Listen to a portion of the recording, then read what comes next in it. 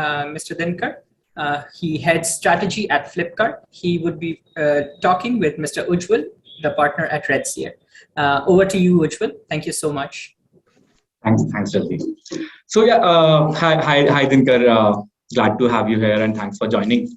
So I wanted to sort of use this discussion to talk about a more broader trends in the digital economy, and what are some of those things that are going to shape the digital economy for the next 10 years.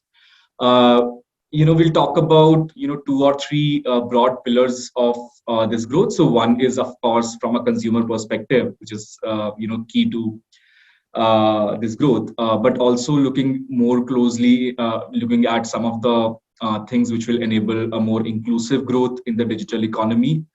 Whether it is in terms of small businesses, whether it is in terms of gig economy, as well as understanding what are going to be some of the levers which will drive more efficiencies and better unit economics for the digital businesses. Right. So starting with the first part, which is more on the consumer side, right? So I think as Anil was just mentioning, there are going to be around 500 million digital transactors which will get added to the digital economy in the next 10 years. Right now, what are 3 or 4 big trends that are going to enable this to become a reality? So it would be just good to have your view around that.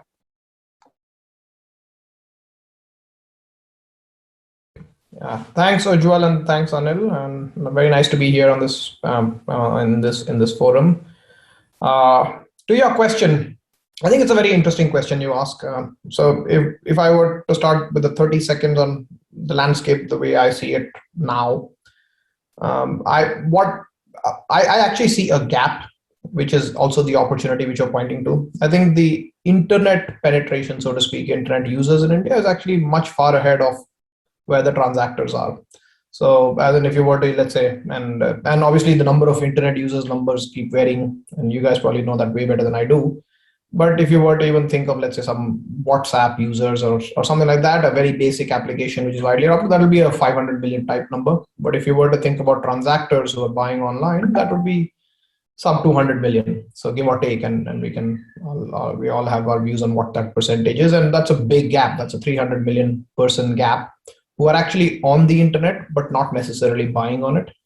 And at least from my vantage point, when we look at other geographies in the world, these gaps don't remain for very long. So China had a bit of a gap, not as big as ours is, but that kind of disappears because the transactors catch on. And I think that's a good way to actually think about what will happen, which allows us to transactors to catch on.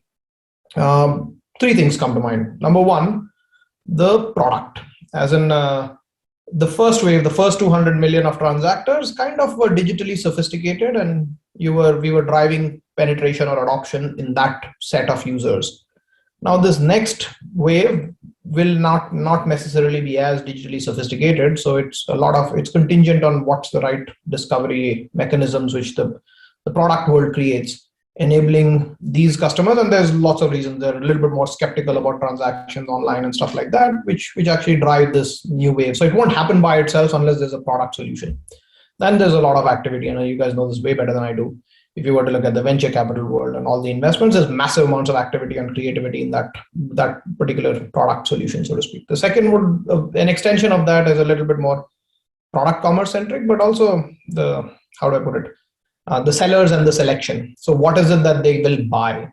The first 200 million bought may not necessarily extend to the next 500 million or 400 million, whatever be the number. So in many ways, it's about the selection which is available online, reflecting the realities of the nation more than anything else, so that people have the right things they can actually transact. So that would be the other big driver, and stuff would be different. And and we see that all the time, is that the new customers buy different stuff than what the first customer on e-commerce in India would have bought. And then the third one, and that's actually an important one. So, and I've seen this in other industries as well, and I think we've all seen it in other industries. Penetration has a downward draft on ASPs and spend per customer, however you choose to frame it. So telcos, if you remember back in the day when penetration was going up, ARPUs would come down. Something similar will play out here as well, which puts quite substantial, how do I put it? Not pressure, but which makes the the biggest cost we have as a retailer is actually the logistics. So it actually requires us as a business, as an industry, to actually get creative on how do we take that cost down. Because as ASPs come down and spends come down, you can't actually operate on a big fat constant cost of logistics. Even that needs to come down. Otherwise it won't be economically viable for this next X 100 million people to come in and shop. But yeah, that'd be the one last point I would say is, in many ways, it's even for the engagement world on the internet, the 500-600 million users who are doing other stuff in internet. Ultimately, the monetization for those businesses is advertising, or which is another way of saying commerce. And then you need to link back the engagement to the bottom of the funnel. And if that needs to happen, this transactors growing is actually a good for even the engagement apps, because their ability to monetize their user base and the engagement which they have would actually be superior. So in many ways, that's the other driver which will actually make this gap shrink and the next X 100 million transactors come on board. No, that makes a lot of sense. So what we are basically saying is, the digital penetration is already there, but what we are going to see is actually the funnel becoming, less steep in terms of the drop-offs, and the drop-offs going down, and more people who are digital are going to transact online. So one thing you mentioned briefly within the discussion was, on your point number 2, where you were saying that, what the first 100 million people who came to online were buying is, very different from what the needs of the people is who are going to come later on and who are, joining now. So, and I think we are calling that in some form verticalization of customer demand. I think we were just speaking about that in the previous session.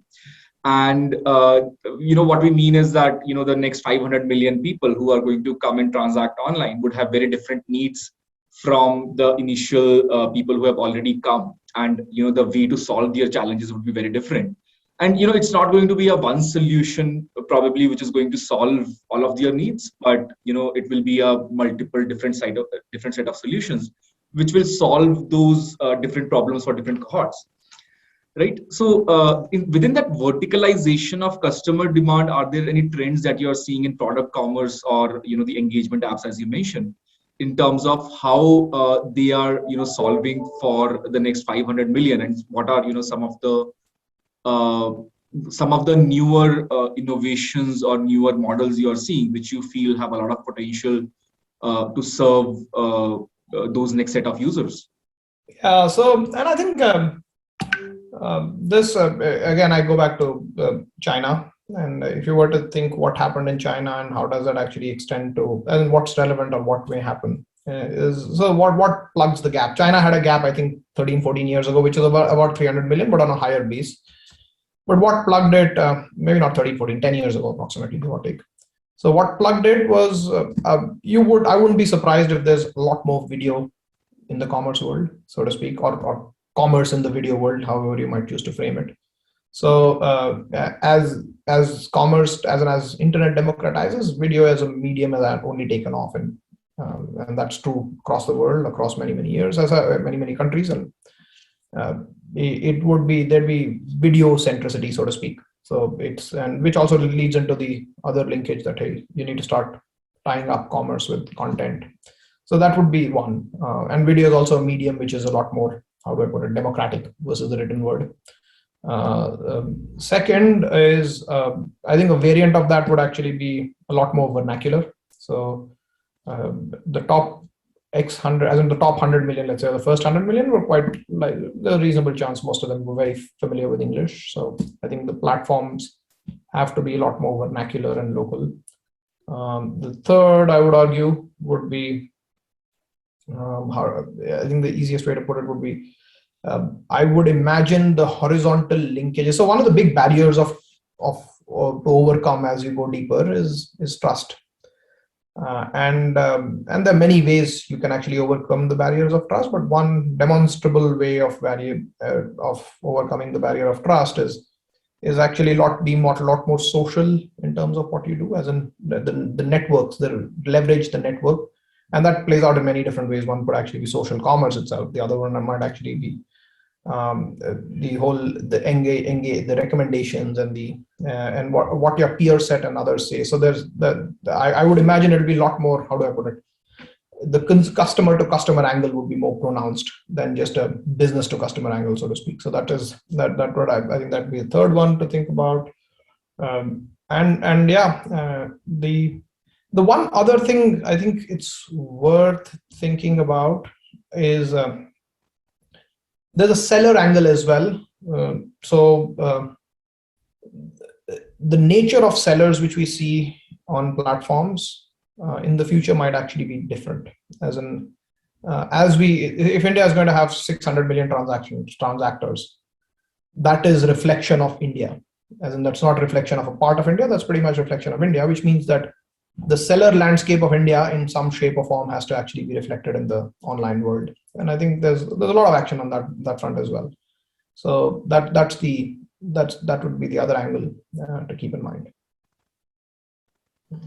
So excellent. And I think, so we are basically saying there is, today's commerce, the way it has evolved in its, if I can call it phase one, is more commerce, while the next stage of commerce is probably a lot more content driven, a lot more social driven, a lot more network driven, rather than just plain commerce. And I think we are already seeing some culmination of that in various models which are coming in, both as a part of Flipkart as well as a part of the broader ecosystem.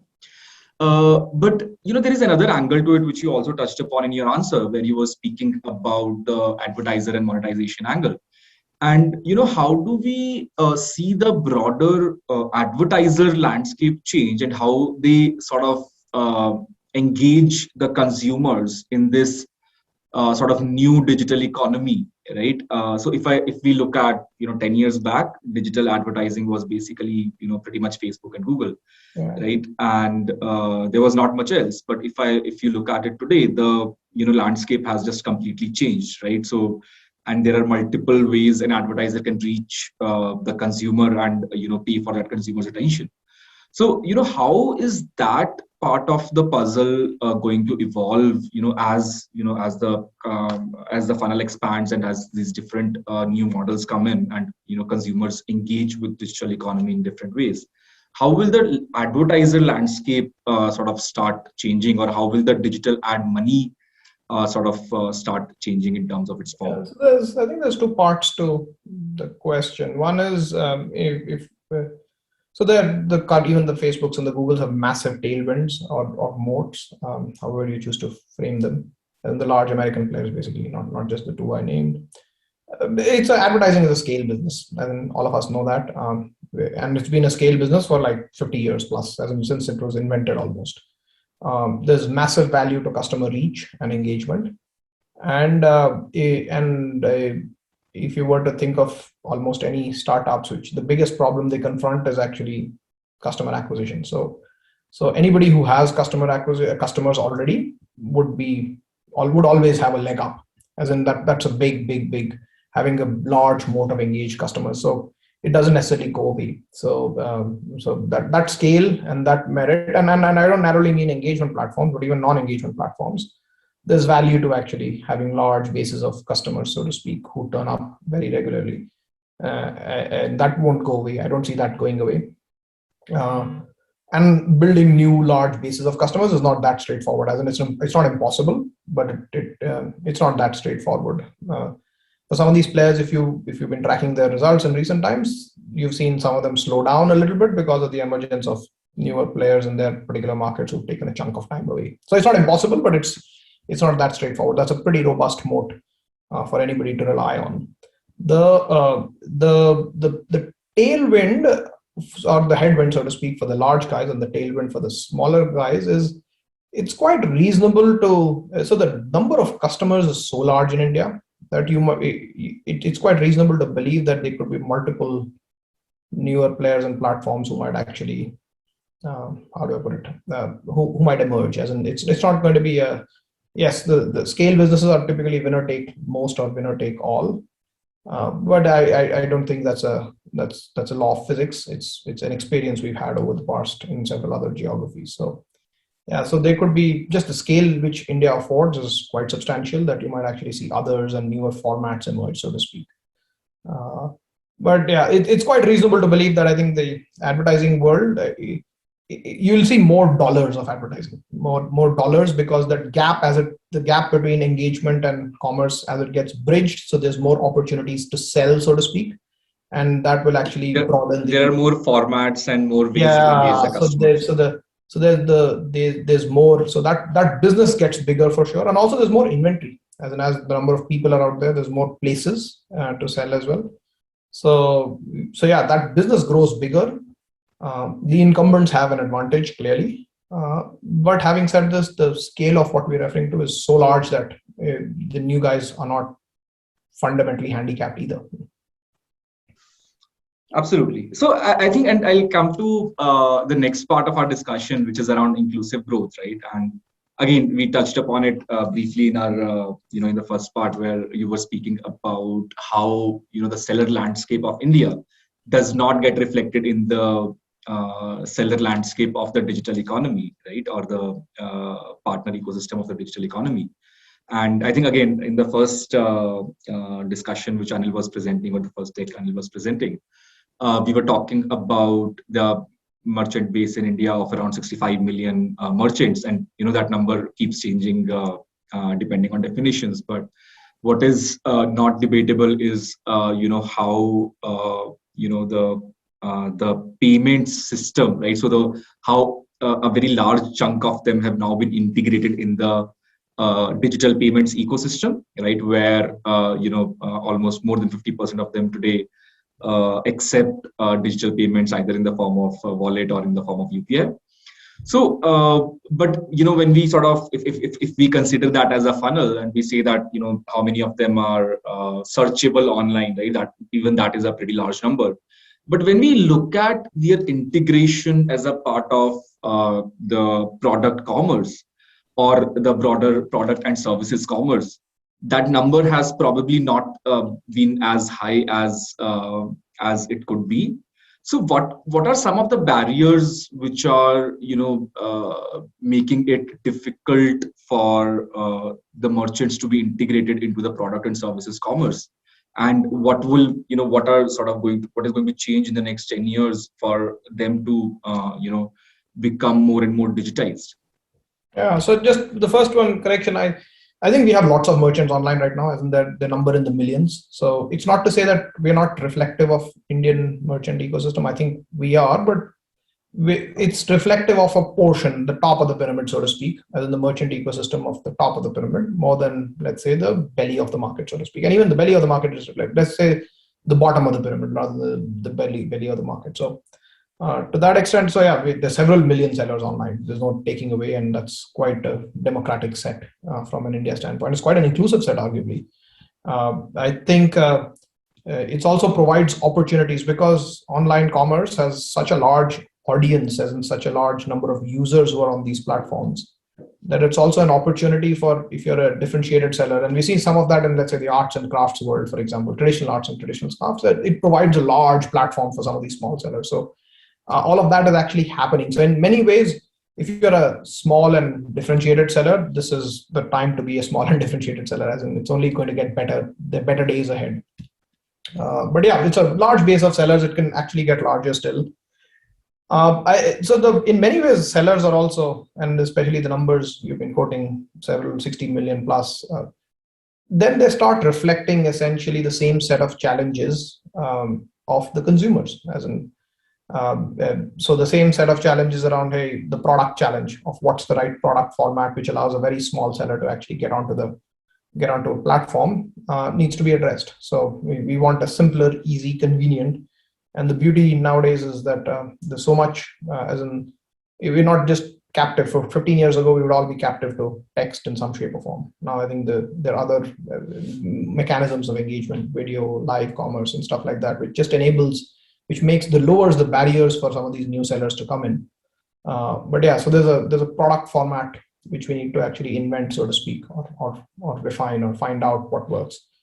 You touched upon payments. I think as the formalization of the economy continues, and as some of these newer payment mechanics are embraced, it'll only get easier for new sellers to come. But having said this, I think that my company should take a lot of credit for that. I think that the payment barrier was kind of overcome in some shape or form many years ago with cash on delivery. So that to that extent, the payment from a consumer side is not as much of a barrier. On the seller side, is a little bit of a barrier, not as much again. But as the formalization of the economy continues, so some of those will actually take off. Will ease. The point I'm making is it's solved, and it'll probably, the momentum will take us forward on that one. So that would be the one. I think it's about finding the right low friction format and product to enable all these guys to come on board. If you do that, I think that the laws of economics, demand and supply, will probably take them forward. So it's not going to be it'll happen. It'll happen by itself. So in many ways, depends on what your philosophy is, whether demand follows supply or supply follows demand. If supply follows demand, then I think it'll happen naturally, with some of these problems getting addressed through the natural course of innovation, and it'll fix itself. I would be less worried about the supply side, as I'm actually about the inclusiveness in the demand side. Great. I think, Dinkar, we are mostly out of time. I think that's what Jaldi has come to tell us. Yeah. So so I would like to wrap it up here, and it has been a real pleasure talking to you here and hearing your views. I'm sure being head of strategy at Flipkart, you obviously bring a very unique perspective to the broader digital economy, and all of us are really glad to have been able to learn from you on this. So thank you so much, Dinkar, for coming. Jaldi, over to you. Yeah, very nice speaking to you, Ujjwal, and you guys are doing very good work. Do keep it up. Very happy to be here.